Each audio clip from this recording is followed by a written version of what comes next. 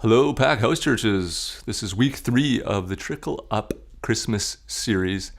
And it's also an up week, so you'll want to be spending some time together praying for people that don't yet know Christ and talking perhaps with each other about who you would like to invite to carols by candlelight or even church in the coming weeks.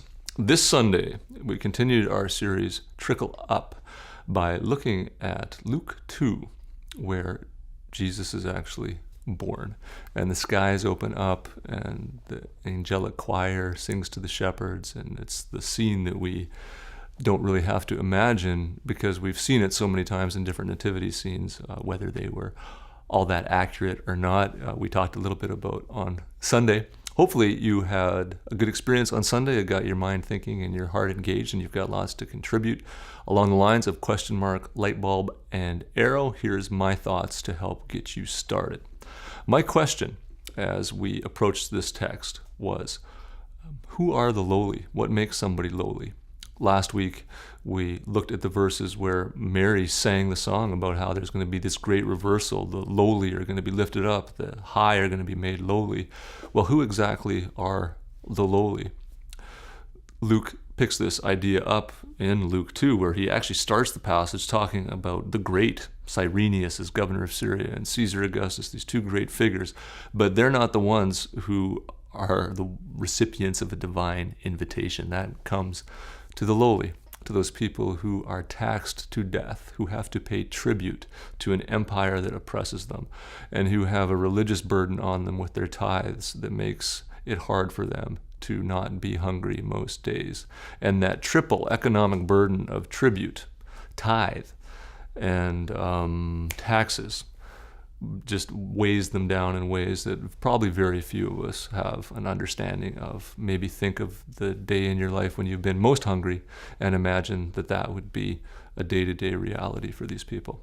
You've got lowliness in Jesus' father, Joseph. You don't become a carpenter or a mason until you've lost your family land. This helps us understand why they're in one spot working as day laborers doing manual labor, and then they have to go to their homeland to get taxed. So there's been a need for the family to move where there's work. And some of us who've had our lives messed up by unemployment and the need to relocate just based on making a living, understand kind of what that feels like. It's interesting to look at Jesus's parables. Some of them have to do with hunger, some of them have to do with people waiting to get hired for the day, and you kind of wonder how much of that was the experience of the first 30 years of his life, where he and his carpenter dad are waiting, hoping to find a job that will give them what they need. So the lowly are certainly those people who are economically disenfranchised.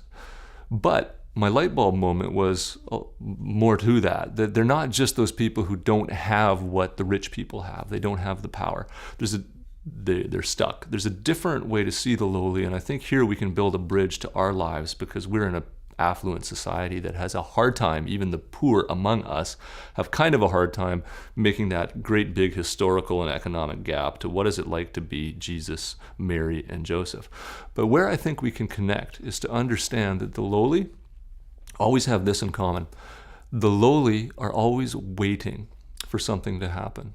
They're waiting because they don't have the power to make it happen. It's the Augustuses that make decrees. Augustus says it and it happens. The governor says it and it happens. There are the powerful who make things happen and sometimes make promises to the lowly. There's the lowly who wait and see and hope that these things that they have no power over will happen.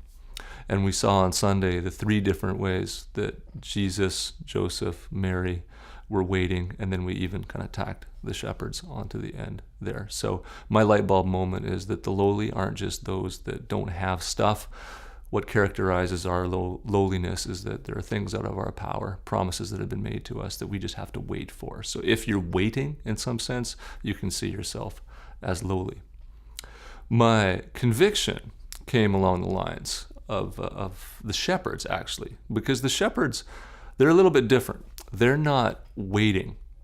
They're on this hillside. I don't think any of them are going, maybe tonight's the night that the skies open up and the angels come, and we don't get that impression. Joseph has had promises made to him about who this child is. Mary's had promises about who this child is. And Jesus would have a sense of who he was going to become. And all of them have to wait for that. But we don't know what the shepherds have been promised. The shepherds might even be the lowliest of the low, those who are not waiting for anything. They've simply given up waiting. And when you give up on waiting, you're giving up on hope. My beautiful conviction here is that for the shepherds and for those of us at PAC who have simply given up, we have just stopped waiting, we have stopped hoping, we still have a God who meets us when we're that low in surprising ways. A God who can show up at any moment, even when we're sitting on the hillside in the dark with our stomachs rumbling. Suddenly the skies open and we see reality in more beauty and hope than we've ever seen. That's my conviction, that the people who have given up still have hope because we have a God who meets them there with a beautiful surprise. Have a great house church, and we'll see you next week.